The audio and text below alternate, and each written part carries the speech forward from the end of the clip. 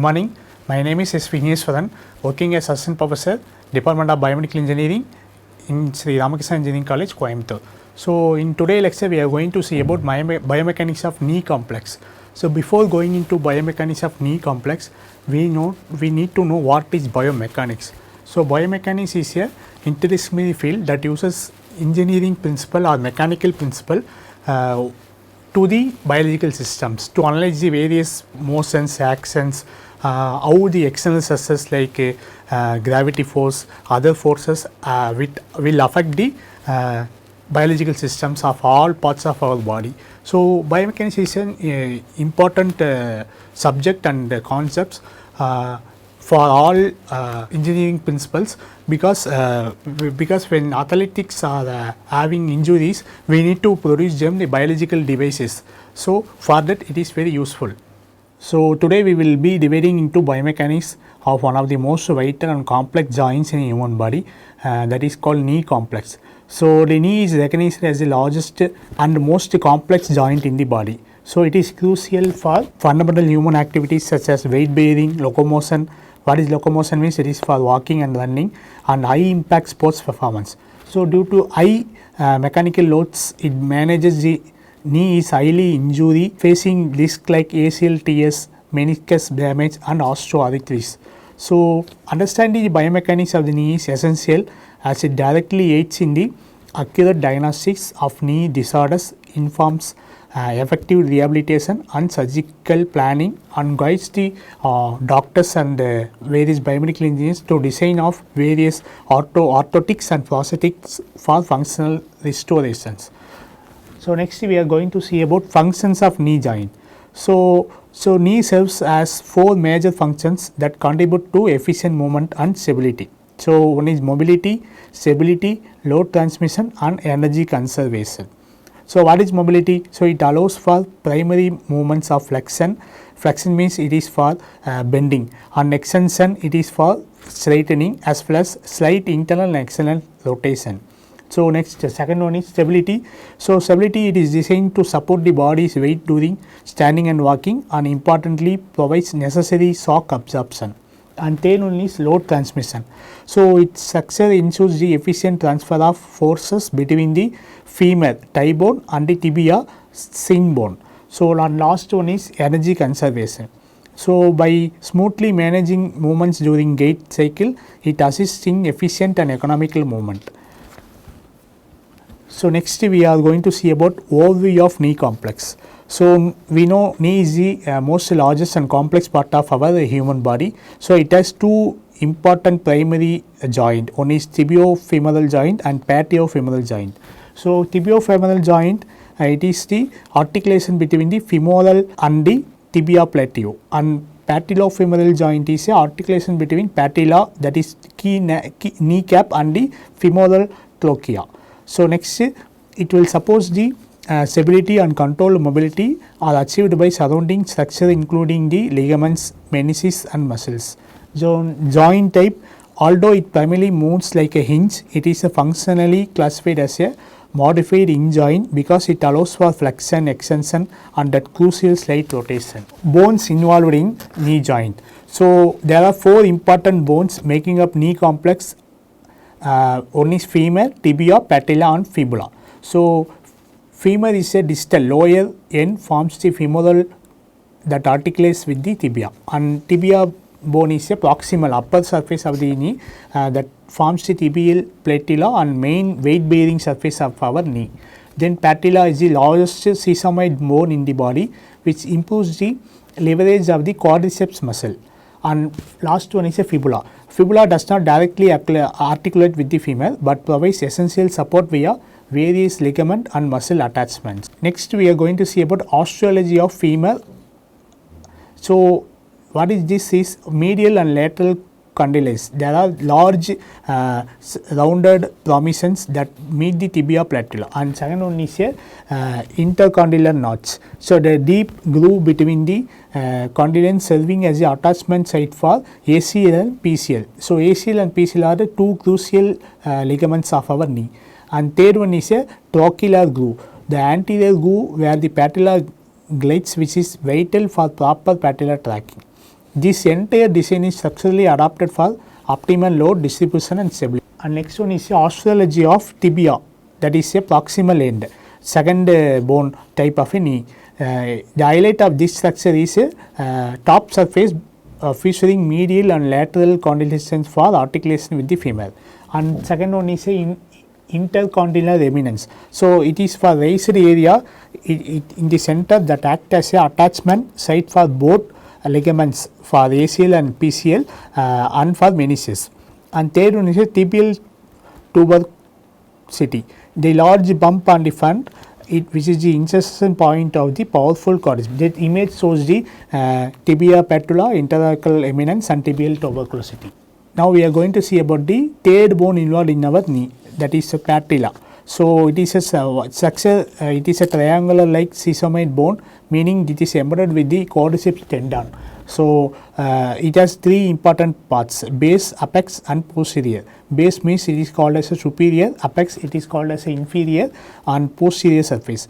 The base superior surface, it is the attachment point for the quadriceps tendon, and apex inferior surface, it is the attachment point for the patellar ligament, and last one is a posterior. So, it articulates the with the femoral trochlea. What is the function of this patellar bone means it primarily primary role is to increase the biomechanical advantage of the quadriceps, allowing it to generate greater force for knee extension. So, next we are going to see about joint capsule and synovial membrane. So, what is joint capsule? The image shows the joint capsule. It has various parts like epiphysis, bone end, joint capsule, synovial membrane, synovial fluid and cartilages. So, joint capsule is a fibrous envelope that encloses both the tibiofemoral and patiofemoral joints, providing passive foundation stability of the knee. And second one is a synovial membrane. This is a thin membrane lines the inner surface of the capsule that produces synovial fluid. That fluid is crucial for lubrications and the nourishment of the articular cartilage. So, what is the key takeaway points is the swelling with the joint known as effusion is the common sign of acute knee injuries. So, next we are going to see about knee ligaments classification. So, knee ligament classification are two major types: intracapsular ligaments and extracapsular ligaments. Intracapsular ligaments that is means inside the joint capsule, and extracapsular ligaments means outside the joint capsule. So, in lecture you have seen the images of ligaments, knee ligaments. Intercapsular ligaments also classified into two subtypes, anterior and posterior, and extracapsular ligament also classified into two subdivisions, medial and lateral. So, ligaments, what is ligaments? First of all, we need to know about what is ligaments. So, ligaments are the primary passive stabilizers that control knee motion and prevent abnormal displacements. Anterior cruciate ligament is called ACL and posterior cruciate ligament is called PCL. That these two joint capsules comes under intracapsular ligaments, and MCL, medial collateral ligament, and LCL, lateral collateral ligaments comes under extracapsular, outside the joint capsule. So, next anterior cruciate ligament. So, ACL. So, what is ACL? So, it is the main structure originates from the posteromedial aspect of lateral femoral condyle and inserts into anterior area of the tibia. So, what is the main function of this ACL means it primary role is to prevent the anterior translation, that means forward sliding of the tibia, and it is also crucial for controlling the rotational stability, especially during the dynamic movement like cutting and pivoting. And what is the clinical note in this ACL means? So, if ACL TS, often sports related and non-contact are the most commonly injured that happens in a knee ligament. So, next we are going to see about PCL, posterior cruciate ligament. So, it is the originates from the lateral surface of the medial femoral joint and inserts into the posterior area of the tibia. So, it is notably stronger and thicker than the ACL. Then what is the function of this PCL means? So, it prevents the posterior translation, that means backward sliding of the tibia related to the fiber and provides central pivot stability, particularly during the knee motion. So, what is the key takeaway of this PCL means? So, PCL injuries are less frequent and typically results from high energy trauma such as dashboard injury in the car accident. For example, if we are going in a car, dashboard injury occurs means first of all PCL will be first part of our knee get damaged. Next we are going to see about MCL, medial collateral ligament. So, it is a bone like broad structure and flat band on the medial inner side of the knee running from the medial femoral and down to the medial tibia. The key anatomical detail is that the MCL blends with the medial meniscus. So, function of this MCL is the main role is to resist valgus stress, preventing the knee from collapsing inward. So, it provides crucial medial stability in both full extension and flexion. So, next last type LCL, lateral collateral ligament. So, it is a cord-like ligament on the outer layer lateral side of the knee running from the lateral femoral to the head of the fibula. So, unlike the MCL, LCL does not attach to lateral meniscus. MCL will not attach to lateral meniscus. So, function of LCS is to resist the stress, preventing the knee from collapsing outward and providing the necessary lateral stability. So, this image we are going to see in the LCL. So, next we are going to see about menisci, that is medial and lateral. So, the structure there are two types of medial, one is medial meniscus and lateral meniscus. So, what is medial meniscus means? It is a C-shaped, less mobile, making it more prone to tearing, and lateral meniscus means O-shaped. You see the left hand side is T-shaped and right hand side you are seeing about the lateral meniscus, that is O-shaped. So, medial meniscus is used for making it more prone to tearing, and lateral medial meniscus is used for which allows to accommodate movement better and contribute to shock absorption.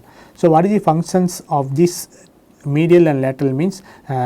Two important functions, one is load distribution, shock absorption, and joint lubrication and proprioception. So, what is load distribution? They significantly increase the tibiofemoral contact area, which reduces stress on the articular cartilage. And what is shock absorption? So, they forces transmitted to the joint, and they also assist in joint lubrication, that is proprioception means joint position sense. So, next we are going to see about degrees of freedom of the knee. So, there are two degrees of freedom, first degree and second degree. Also it was called as primary and secondary movements. So, in primary movements, that is called as first degree, it is called as flexion and extension, occurs in the sagittal plane, and second movements, that is second degree, it will happens in the internal and external rotation, occurs in the axial plane. So, primary motion will happens in the sagittal plane and secondary movements will be happens in the axial plane. So, axial plane is crucial for rotation occurring when the knee is in flexed position.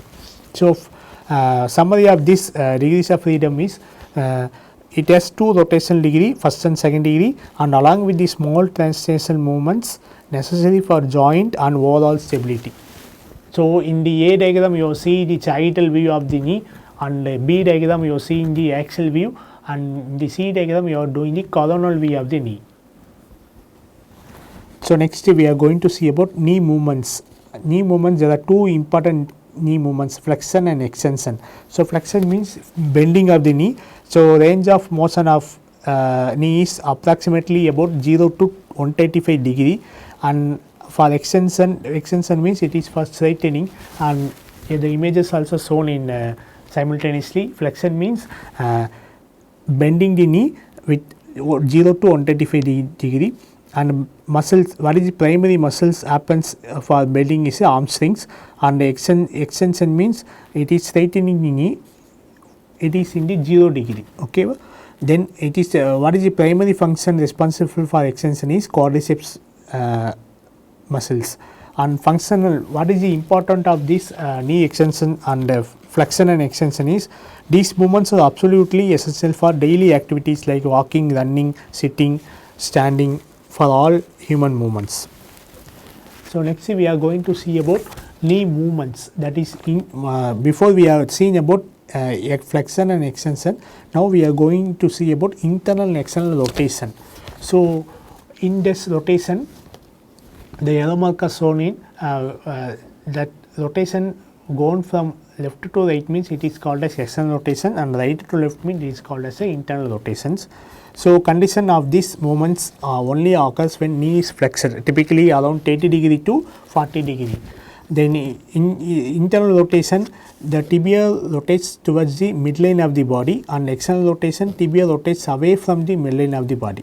Next we are going to see about screw home mechanism. So what is screw home mechanism? It is an open chain movement, that is if your foot is off the ground, then tibia externally rotates on the femur. So this rotates, locks the knee, which is increased stability when standing is a fully extended position. So next we are going to see about open with closed chain knee movements. So what is open chain movements? It is a distal segment, it is free to move, and what is closed chain movements means it is distal segment, the foot is fixed, not free to move or bearing weight against the surface. For example, for open chain movements we can see example as knee extension meshing, and for the closed chain movements we can see examples like lungs. Feature open chain and closed chain. So next we are going to see about important orthokinematics of knee flexion, that is tibiofemoral joint. The role of this orthokinematics knee is it posteriorly backward of the tibia patella, and to maintain a centered joint and prevent rolling of the tibia. This images shows the orthokinetic of a knee. So next we are going to see about orthokinetics of a knee extension. Before we are seeing about the flexion, now we are going to see about the flexion. So in flexion, the femoral roll anteriorly forward on the tibial patella, and it must also slide posteriorly backward to maintain joint. Next we are going to see about patellofemoral joint mechanism. So what is patellar tracking? So patella tracks with the femoral groove during all knee motions. The function of this patella is the fulcrum of the quadriceps tendon, which reduces friction and significantly increases the torque efficiency of the quadriceps muscle. Then contact area of this knee flexion is about 20 degree to 90 degree, which helps distribute the load. Then we are going to see about patellar tracking and Q angle. So what is Q angle? That is short form we have called it as quadriceps angle. So this is the angle created by the line of pull of the quadriceps. Normal value typically range from 12 to 15 degree for males and 15 to 20 degree for females. So clinical significance of this Q angle is abnormal of Q angle or deviation can lead to abnormal patellar tracking, often causing patellofemoral pain and instability in knee. So next we are going to see about the various effects of knee alignment. There are two important knee alignment. One is bow-legged, that is called as varus alignment, and knock knee, that is called as valgus alignment. So what is bow-legged means? It is the ligament increases its load, and the medial means inner compartment of the knee. And what is the knock knee means? The increases the load in the lateral outer layer of the knee. So next we are going to see about quadriceps role in the, what is the role of the quadriceps in knee extension. So first of all, quadriceps we already see it is a muscle group, consists of 4 muscle, rectus femoris, vastus lateralis, vastus medialis and vastus intramedius. So function of this quadriceps in knee extension, they are the primary knee extensors and stabilizes the patella via the quadriceps tendon. So we are going to see about arm swings and role in knee flexion and stability. So first of all, what is arm swings and various muscles involved in the arm swings means arm swings include biceps femoral muscle, semitendinous muscle and semimembranous muscle. So functions of arm swings are, they are the primary muscle of knee flexion, and crucially they control anterior tibial translation, and they also assist in decelerating the limb during swing phase of running. Next we are going to see about gastrocnemius and poplite's function. So what is gastrocnemius means this cuff muscle crosses the posterior knee and assists in knee flexion. It is also stabilizes the posterior knee during the stance phase of gait. And what is poplite's means it is unique function is to unlock the knee from its fully extended and locked position. Next we are going to see lateral knee stability, that is iliotibial band, that is short form it is called as a IT band. So structure it is look like a thick fibrous band that runs along lateral thigh and inserts into the lateral tibia at various area of the knee. And what is the function of lateral knee? It is provides a robust lateral support to the knee and resist stresses. It is also assisting stabilizing and tracking the patella. Next we are going to see about the muscle co-contraction for knee stability. So it is a simultaneous contraction of the agonist. Agonist means quadriceps and antagonist, that is hamstrings. Purpose of this muscle co-contraction is to provide powerfully stabilize the tibio-femoral joint during dynamic activity like long jump and short jump, high jump. Then it also helps to reduce excessive shear forces that could stress the ACL and PCL. Next, various lever system, muscle lever system used at the knee. The lever type, here we are using the knee primarily function as a tail class lever. So there are three components of the lever types: fulcrum axis, effort force and load resistance. So fulcrum, the tibio-femoral joint, force, that contraction of the quadriceps muscle transmitted via the patella, and last one load resistance. So full body weight or external resistance. The patella presence significantly increases the mechanical advantage of the quadriceps, allowing it to generate greater rotational torque. So next we are going to see about EMG patterns during walking and running. So EMG we known as electromyography to analyze the muscle activity of various parts of our body. So in that we are going to see about quadriceps and hamstrings and co-contraction. So quadriceps it is active in the early stance phase and terminal swing phase. Hamstrings it is active in the late swing phase and prevent hyperextension. And gastrocnemius it is used for active during push-off phase to propel the body forward. And co-contraction phase, these patterns so carefully that maintain joint stability and ensure smooth motion of our body. So these patterns, various EMG patterns used for hamstrings and quadriceps. So next we are going to see about weight bearing role on the knee. So load support, force transmission and force distribution, these three are the most important weight bearing concepts of the knee. So load support, the knee must support the entire body weight during standing and even in high forces during walking and running. And force transmission, it acts as a crucial link and also transmitting forces from the femur down to tibia and into the foot. And load distribution, importantly the medial compartment of the knee bearing, it will carry the approximately 60 to 70 forces of total force. So next we are going to see about joint reaction forces in standing. So even in standing position, the knee will be measurable force transmitted across the tibio-femoral joint. So this force is substantial, typically reaching approximately 1 to 2 times of the body weight. And influencing factors of this standing position is due.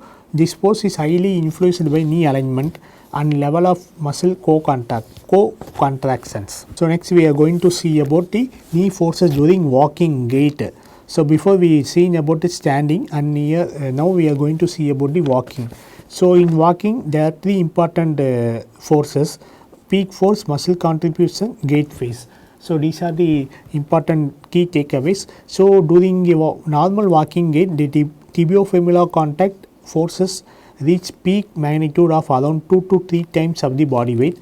In muscle contribution, and what are the muscle contributes to this walking means quadriceps or hamstrings and gastrocnemius muscles all plays a vital role in shock absorption and providing the propulsion needed for gait pace. There are three important path types in gait. One is heel strike, that is early stance, and mid stance, it is a middle weight, that in middles it will weight transfer across the tibia, and last one is toe. And now we are going to see about knee forces during running and jumping. So first we have seen about standing, and second we have seen about the walking. Now we are going to see about knee forces during running and jumping. In this key as activity intensely increases the force, it will explode dramatically. During running and jumping, the tibiofemoral contact forces can reach 4 to 6 times of the body weight. That means if your body weight is 70 into 4 times, it will be increasing. That tibiofemoral joint will be able to carry that point. Then what are the stress on the success means? These high shear and compressive force immense stress on the ACL and the meniscus. And what is the muscle role of this walking and standing and running and jumping means? Co-contraction muscle essential to dynamically stabilize the joint and mitigate injury risk during this activity. So next we are going to see about role in meniscus role in knee load distribution. So function of meniscus is mainly biomechanical contribution is to increase the tibiofemoral contact area, which effectively reduces the stress placed directly on the articular cartilage, and it will be the role of medial and lateral meniscus. Medial is used for BS more weight, and lateral which is used for accommodate femoral rotation. And key take care of this clinical relevance means, so it removes the drastically increases joint stress, leading to a muscle higher risk developing osteoarthritis later in life. Next we are going to see of GRF, ground reaction force effect on the knee. So before going to ground reaction force, we need to know about GRF. So what is GRF? GRF is a force that the force the ground pushes back with travels up to the foot, into tibia, across the knee, and finally up to the femur. And factors including magnitude and direction of the force are heavily influenced by foot strike patterns like heel, midfoot, forefoot, and degrees of knee flexion at impact. So next we are going to see about common knee injuries. There are 3 common knee injuries, that is ACL TS, meniscus TS, and ligament sprains. So what is ACL TS? It will often occur due to non-contact pivoting or cutting movements in resulting in debilitating anterior tibial instability. And what is meniscus TS? The medial meniscus is frequently injured due to its reduced mobility and connection to the MCL. So symptoms include pain, joint locking, and decreased load distribution capability are the various symptoms for meniscus TS. And last one is ligament sprains. So ligament sprain is called as MCL, that is excessive valgus, and whereas LCL. Disease stress ranging from mid-stretch to the complete rupture. It's a complete tear of the ACL, and second one is a meniscus TS, and third one is a ligament sprain. So next we are going to see about osteoarthritis and biomechanical changes. So what is osteoarthritis? So it is the arthritis involves the progressive loss of articular cartilage, which leads to narrowing of the joint space. Then it is also crucial for alignment changes. So decrease often leads to biomechanical changes like medial and lateral deformities. Next we are going to see about effects of obesity on knee biomechanics.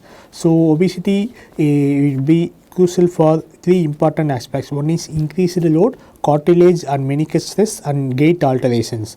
So if we are obesity, the higher body weight leads to significantly increased tibiofemoral joint reaction force, estimated to be around 3 to 6 times of our body weight during walking.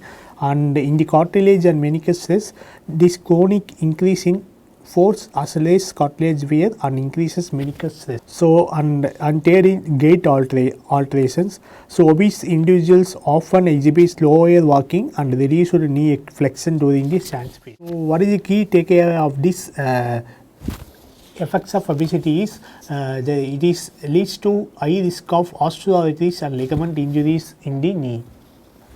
So next note TKR, so total knee replacement. So purpose of TKR is surgically totally replaces a diseased tibiofemoral or patiofemoral joint surface. See, ultimate goal is to restore normal anatomical alignment, joint stability and the functional range of motion. So what is the success range of this TKR is proper rotation and positioning of the prosthetic components, restoration of functional Q angle and ligament tension and ensuring the optimized load distribution occurs in new prosthetic surface. So next we are going to see about sports biomechanics, that is knee involved in dynamic movements. So in high risk movement like jumping, landing, cutting and pivoting, it will put high stress on the ACL and meniscus, and also it will significantly rotational and loads on the ACL and meniscus. So we need the protective mechanisms of this sports biomechanics events like strong muscle co-contraction and proper landing technique. So it will be used for force analysis derived from biomechanics is used to inform training programs and develop targeted injury prevention strategies. And last we are going to see about rehabilitation principles based on knee biomechanics. So there are 5 important functions: restore function, dynamic, excessive, progressive and gait and proprioception. So what is restore function? They focus on the achieving full range of motion and regaining muscle strength, that is called restore function. In dynamic stability, it will emphasize training to improve neuromuscular control, which is the brain ability to stabilize on the joint through muscle activation. And third one is exercise strategy. So approximately it will combine open side and closed side exercise to address both isolated muscle strength and functional movement patterns. And fourth one is a progressive loading. So exercise must be progressed based on calculated joint forces and body's tissue healing timeline. And last one is a gait and proprioception. So retraining and normal gait patterns are and incorporating exercise are vital to prevent injuries. So today class we have seen about biomechanics of knee complex. So we know biomechanics is a knee complex because it is a fascinating and crucial area of study, as the knee is the largest and the most stressed joint in the human body. So knee is often referred to a complex because it is a modified instep synovial joint.